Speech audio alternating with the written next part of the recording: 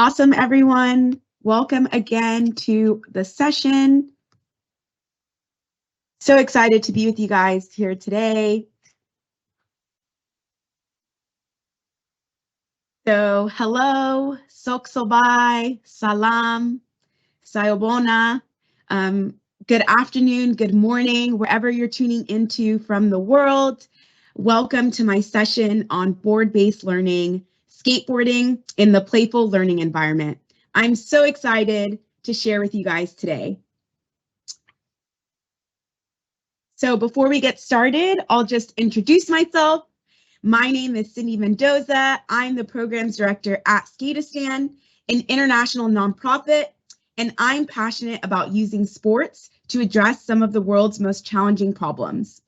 Growing up, I fell in love with learning when I was given the platform to play sports like football, to explore different sports, and it really any type of physical activity that took me out of the classroom and allowed me to express myself and to learn at the same time.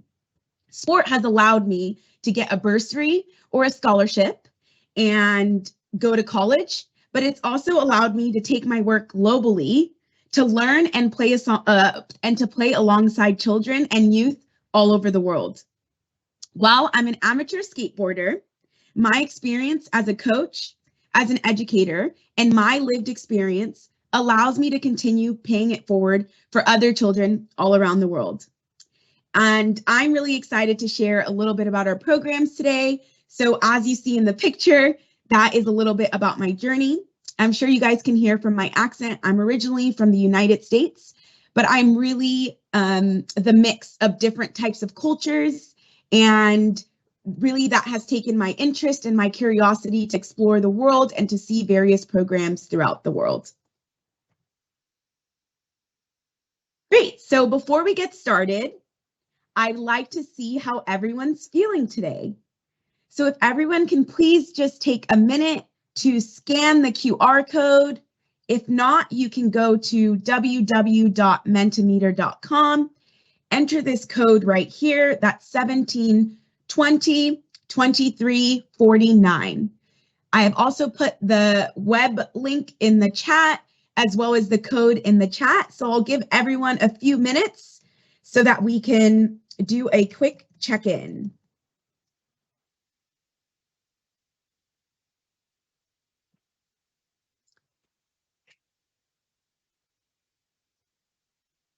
So just copying, pasting. If you can't see it in the chat, I'm just going to thumbs it up again.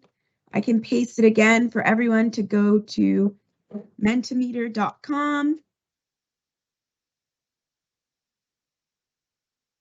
Awesome. I hope all of us are there now. So I'd like to check in. How are we feeling today? If everyone can take a moment to just vote for how they're feeling today. No worries if you don't have access to Mentimeter. Please feel free to put the option in the chat. That is totally okay. And I can just share a little bit about what those mean if you're not able to access Mentimeter. So number one, we have feeling studious. Number two, we have feeling focused. Number three, we have happy. Number four, we have curious. Number five, we have stoked. And number six, we have feeling zen.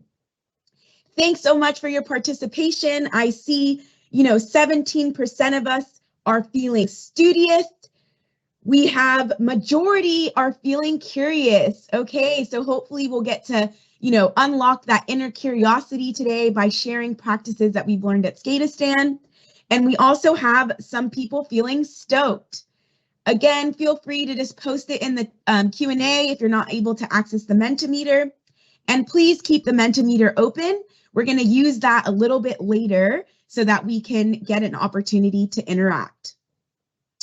Awesome. It's so great to see how everyone's feeling today. So now we're going to do a little warm up. And this is usually how we start Skateistan sessions. So first we want to see where people are, how people are feeling, making sure that we meet them where we're at. And now we're going to get to warm up our bodies. So you can do this activity either standing up, or you can also do this activity sitting down. Just for demonstration purposes, I'm going to stand up so you can see me.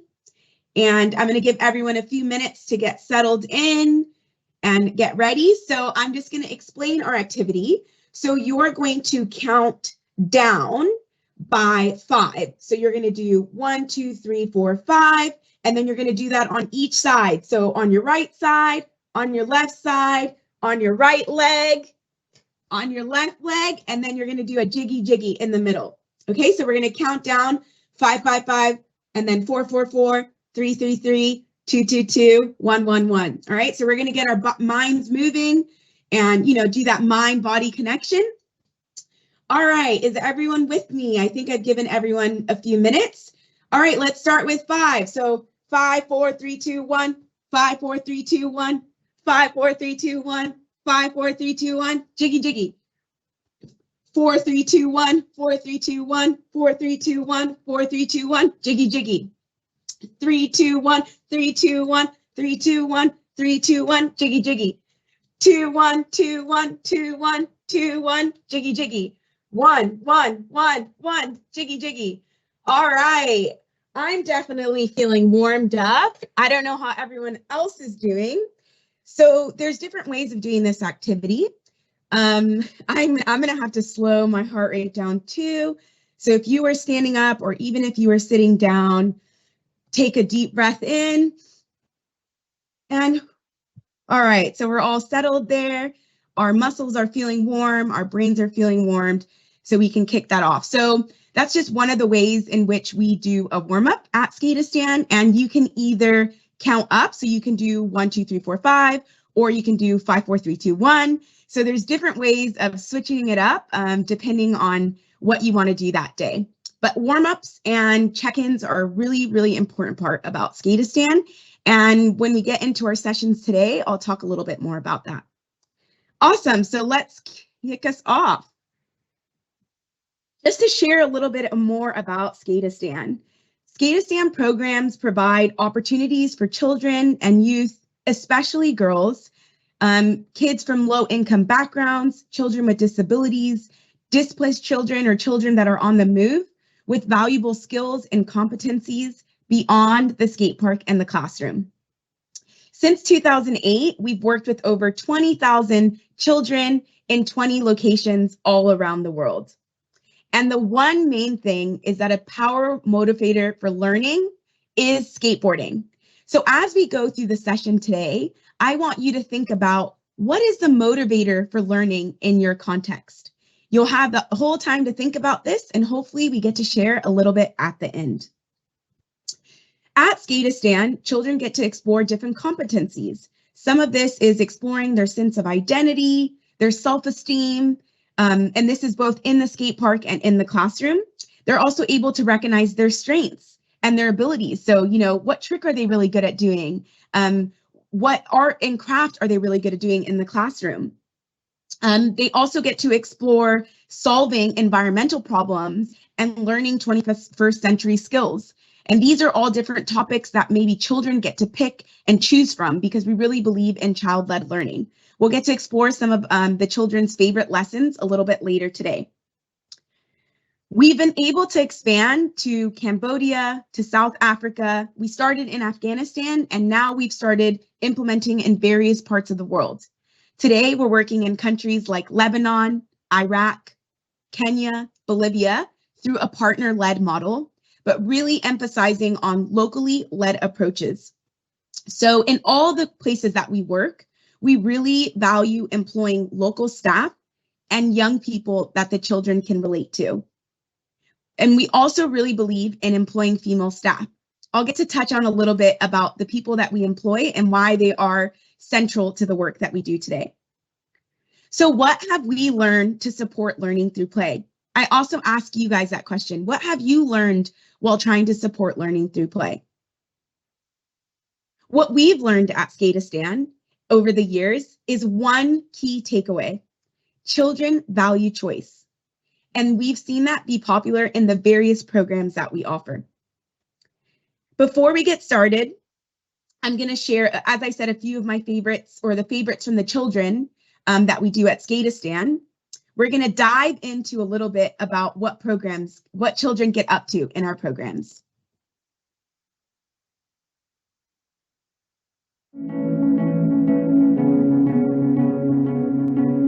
When I skateboard, sometimes it feels like I'm flying.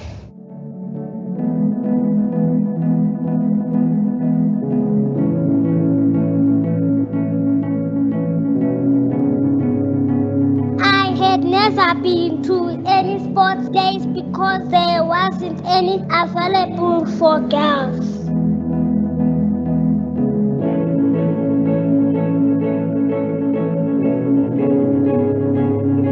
Skateboarding is for everybody, not just one person.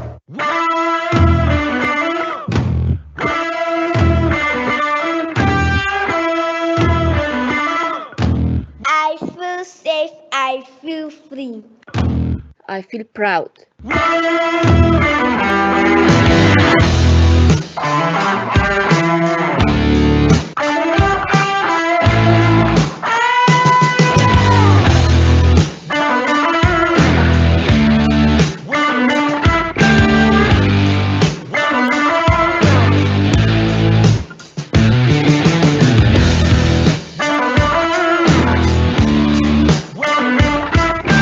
اینجا اطفال میآیند که در کمپ‌های مهاجرین زندگی می‌کنند.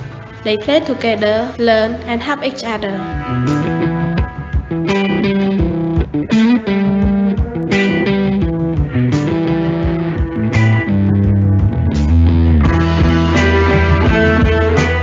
We like skating together because it's nice holding hands. هر وقت دوستانم از من کمک بخواهد من آماده کمک هستم. We are watching our kids becoming more confident.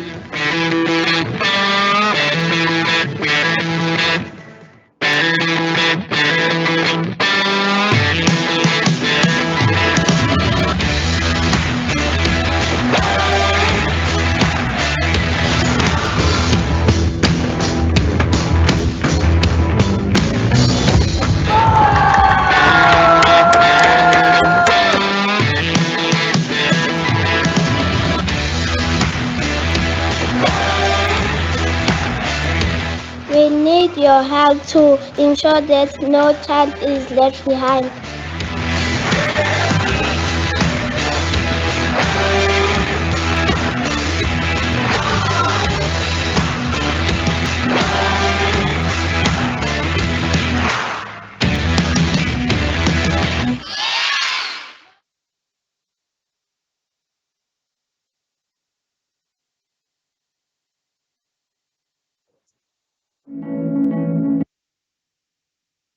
Awesome.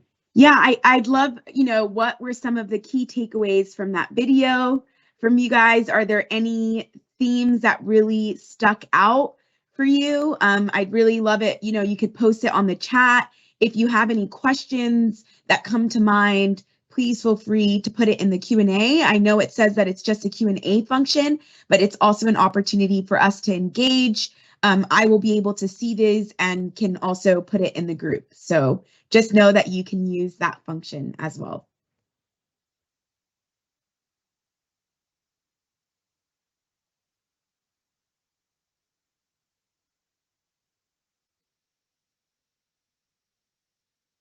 Awesome. So I'm just going to share a little bit more, take us into a program where I'm also going to share some of the lessons that have worked really, really well across different contexts. And hopefully this gives you, some inspiration on things that you might be able to do in your classroom or at your organization, and also, share with each other at the very end.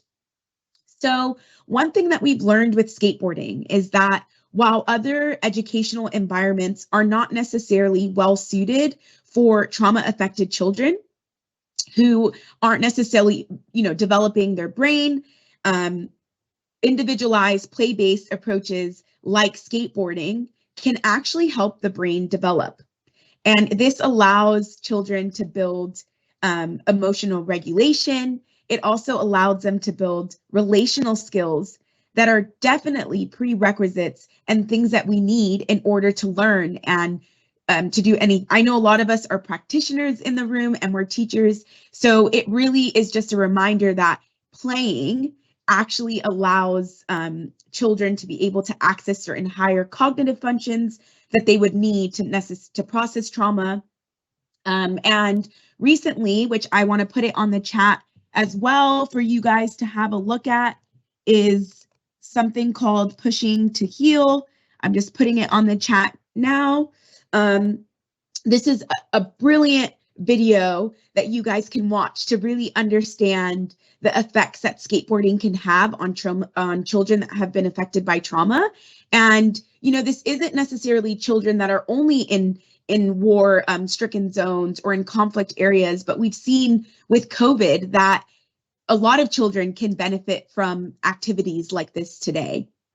So if you check out Pushing to Heal, they're working with Whole Services, and it's basically looking at the neurosequential model and how skateboarding helps young people overcome this trauma. So it's a very, very easy to understand. I am in no way a brain scientist, but it's been really, really great to see that there's more evidence and research that play-based approaches like skateboarding and others can actually help children build social emotional learning skills, which are intrinsic to learning and the learning journey. So that's something that we definitely learned. And also, Skateistan has 5 programs, and we in no way had it perfect. It was a lot of trial and error. It was a lot of incorporating the needs and the interests of the students in our various programs. And I think that that's really, really important for us, you know, as practitioners and educators around the world to maybe take a moment to reflect. And are we incorporating the needs and the interest of our students in our programs, in our lessons, in the classroom? Skateistan quickly learned that when we didn't give children the choice, and when we didn't give children and we didn't guide children in things that necessarily interest them, we weren't as successful in our programming. So things that we've learned that have worked really, really well is participants have the opportunity to choose. So in our Dropping In program, for instance, children can choose what they want to do. So do they want to skateboard that day? Do they want to go and get some extra homework support? Do they want to work on a project that they're interested in or something that they're passionate about? This program has gained popularity across all our various sites, and it really speaks to the fact that children value choice. Something else that we've learned is facilitating connection between participants. The skate park and taking your kids outside of the classroom automatically allows for that. So when you come to a Skateistan program, you'll notice we might only have 10 boards to 20 students, and they all patiently wait in line and cheer each other on as they take turns to ride the skateboard. Another important thing which I want to highlight, and I'm not going to get into too many things, is around creating a safe space. In Skateistan's previous model, which was really heavily built on infrastructure and our skate schools, it was around a physical safe space. But it goes beyond that, and I'm sure we can relate to this in the classroom as well.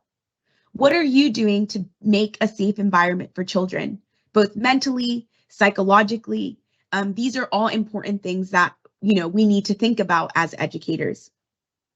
And the last thing that I really, really want to focus on is what we learned was not having a coach turnover, or like, let's say in this, if you're a practitioner. So we used to have a volunteer model, and we quickly learned that that was not an effective way of running our programs.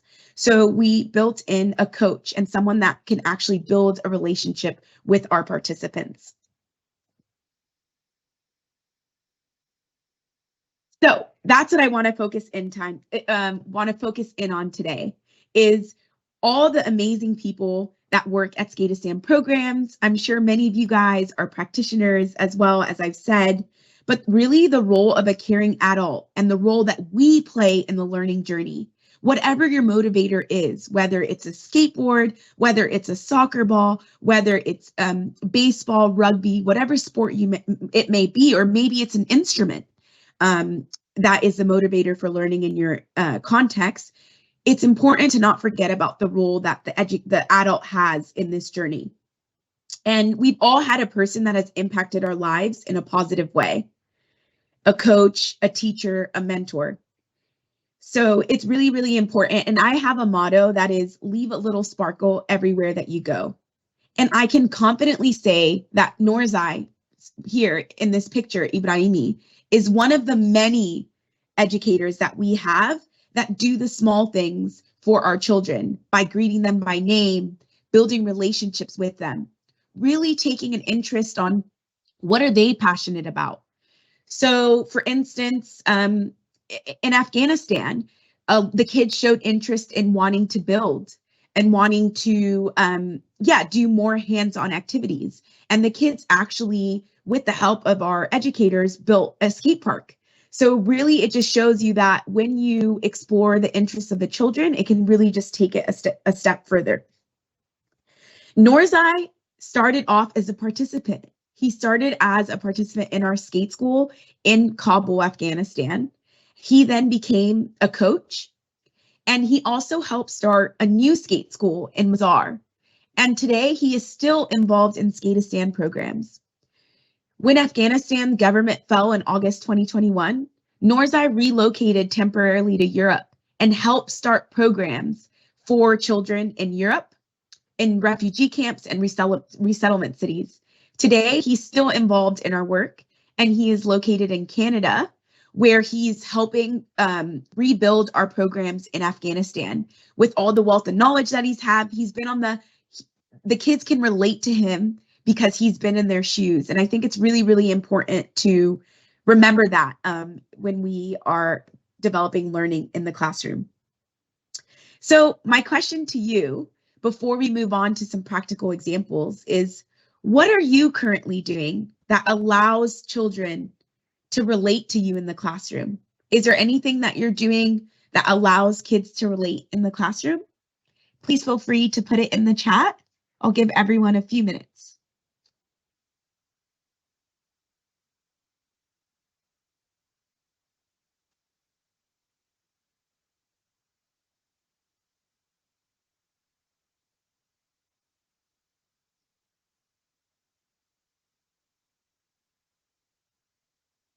Again, so I'll just put the question in the chat here. So what are you?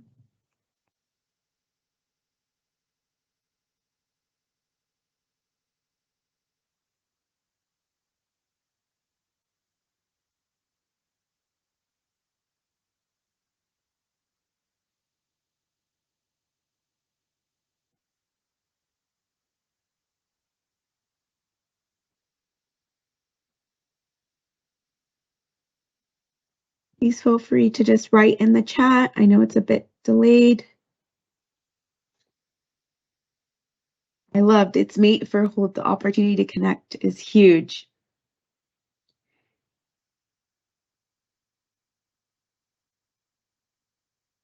Yeah, I totally agree. So even like the human connection, I see a chat here around the opportunity to connect with kids. So like actually holding hands or actually the opportunity to connect is really, really important. And that's what this person is doing to connect to their children. I think that's so incredibly true. And just finding little ways, whether it's from afar. I see here trying new skills in front of them so that they can see that adults can learn and don't know everything from the start. So accurate, Michelle. Even myself, as I said, I'm an amateur skateboarder. And when I go to our programs, I am sitting and skating and learning along the kids, because even as adults, we can learn from them as much as they can learn from us. So totally agree with that.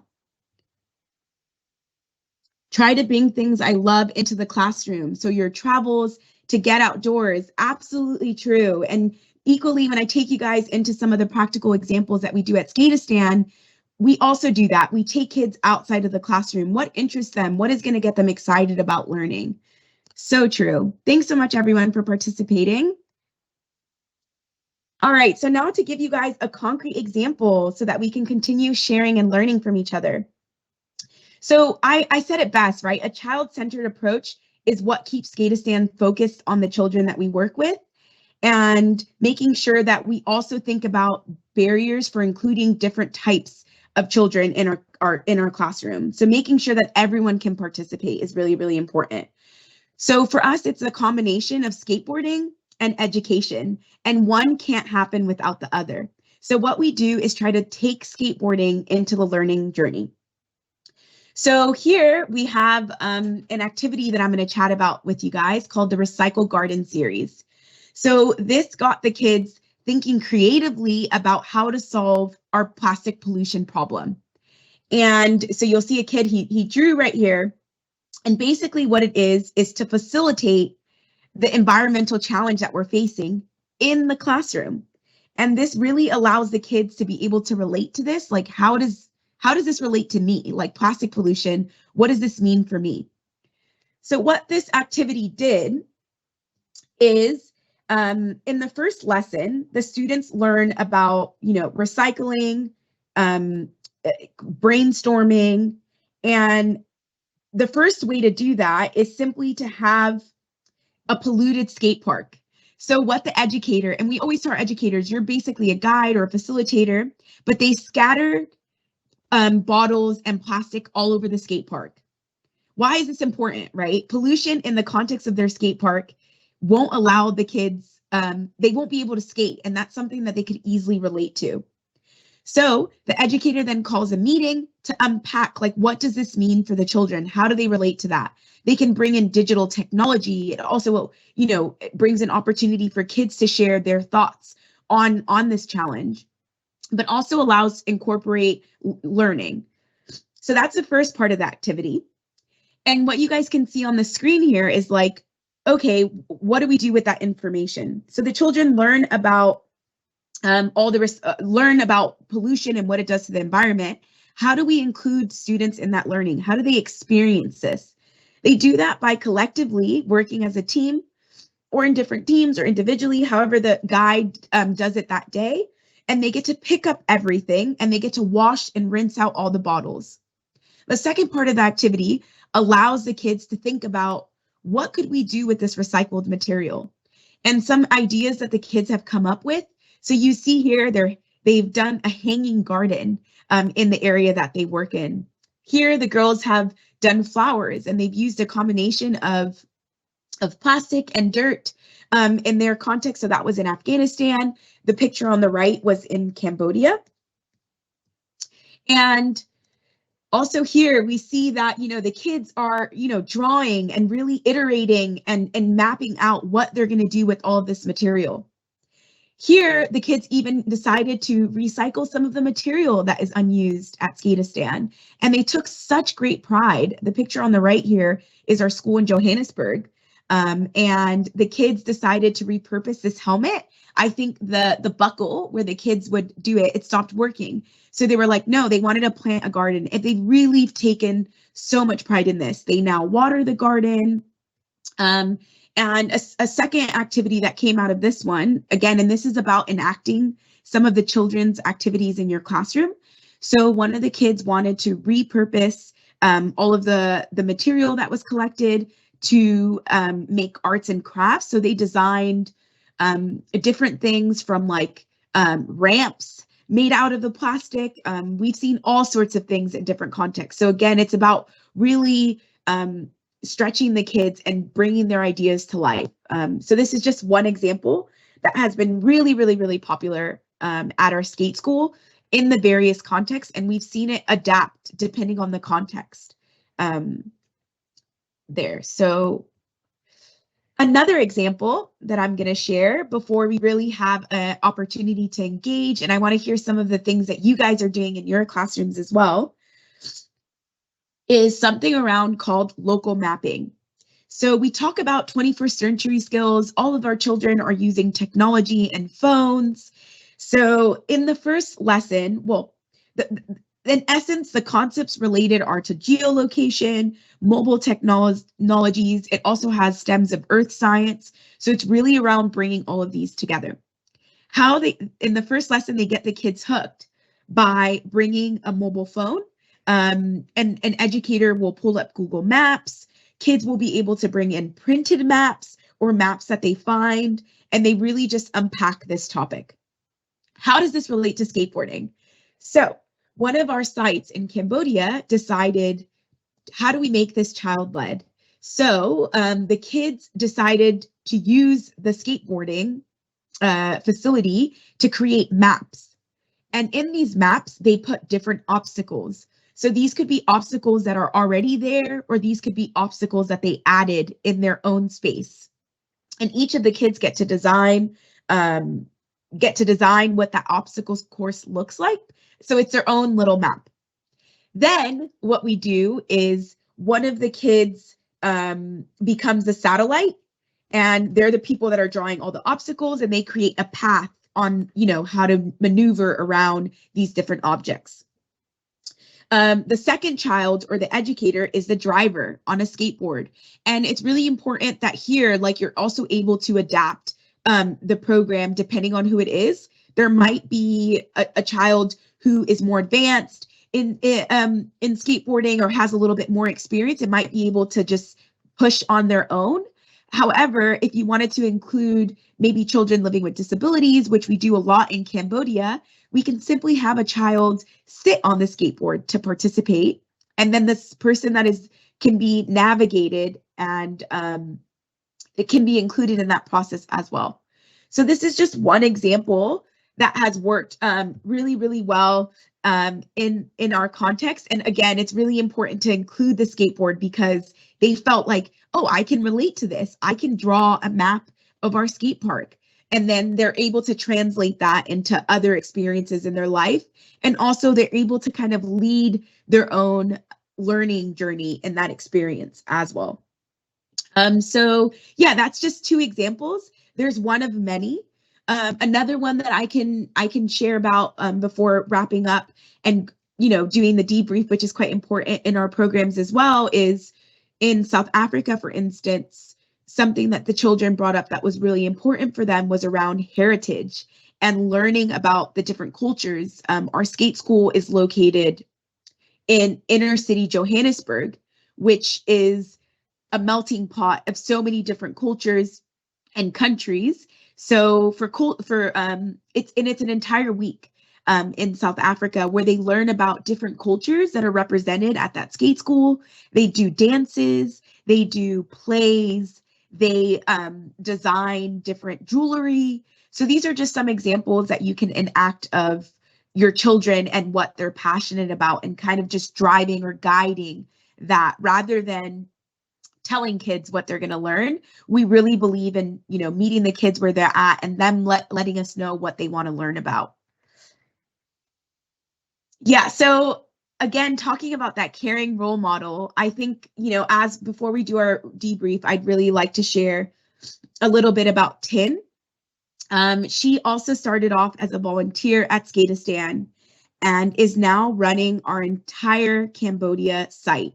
So she's our country program manager in Cambodia, started off as a volunteer and is now running a site. And I think what's really important here is Skateistan has been successful in including girls and young women in our programs to do physical activity, to participate in skateboarding, to participate in community and learning. And one thing that has been really, really important is having people that they can relate to, as I said in the beginning. So the kids in Cambodia see Tin, and she's someone that they're inspired by. And I think that's also really, really important to ask ourselves as practitioners, like, how, we asked it already, like, what are we doing to have the kids relate to us, both in the classroom, but also like, are the students represented from the countries that we live in, or can we get guest speakers in to come in that, kids feel like I see myself in that person, because that's also really, really important. Yes. Awesome. So thank you so much for participating in the skateboarding learning journey. There's so much that we've learned over the years. And what I can say is that we definitely didn't get it right in the beginning. It was a lot of trial and error, a lot of failing forward. And that's something that we like to say in skateboarding. In skateboarding, you fall 1,000 times, but you get back up and you try again. And I think that that's kind of the approach that we've put in the skate park as well in the classroom. And now I'd like just us to reflect a little bit, and I'd love to hear a little bit about what you guys are doing. So the first question is, there's different questions, but I'd really like to find out what the different motivators for learning are in your context. So I'm just going to post the Mentimeter again. 1 second. And I'd really love to understand, like, what is the motivator for learning in your context? So if everyone can please go on the Mentimeter, I'll pull it right up and love to hear what people do in your context. I'll give everyone a few minutes. It might take a little bit. So it should be on the second slide where it gives you an opportunity to add in words. If not, again, you're welcome to post it on the chat. I see the chat. It might take a little bit to come up, but it should give us an opportunity to add in some words. Just going to refresh quickly here. For those of us that just came in, and I know it's a little bit delayed, I'd like to know, you're welcome to answer one of these 3 questions. So did anything surprise you from what I shared? Is there anything that really resonated with you in your context? And what is the motivator for learning in your context? So at Skateistan, it's skateboarding. So I'd really love to learn and understand what are the different motivators for learning in your context. Oh, only the mood meter. Oh, strange. Maybe we're having some technical difficulties there. Sorry about that, Michelle. Please feel free to put it on the chat. I can actually see if you input something. So I'd really love to learn. Michelle, Christina, what are your guys' motivators for learning in your context? Or was there something that resonated with you? And at this point in time, we have a few more minutes. So if you have any questions for me, please feel free to also put it in the chat. I see that we're having some technical difficulties and we're not able to see the other slides, so that's totally okay. But yeah, just an opportunity for you guys to ask me any questions or share what resonated with you and what the motivator for learning is in your context. Awesome. So I see some motivators for learning here are different sports. I'm also seeing something with music, which is quite exciting. But it's always interesting to see, you know, skateboarding can actually be replaced with anything. So as practitioners or as educators, as we go back into our classroom, maybe really think about what we could use as that motivator, what will get kids hooked. So we always say skateboarding is the hook to get kids excited for learning. So we all can explore what that hook is, and it might be different for different kids. Maybe it's simply going outside and being in nature, learning outside. That could be the motivator. So there's different things that will work, but all I have to say is it's important for us to explore what those different motivators are. Don't be afraid to try something new, and don't be afraid to fail, because like in skateboarding, you can just get back up and try again. Thanks so much, everyone, for being with me today. It was so exciting to hear from all of y'all, to share with you guys some of the things that we've learned. Thank you, Tasha Gore. Please follow us at Skateistan or reach out at programs@skateistan.org if you have any questions. Thanks so much, everyone.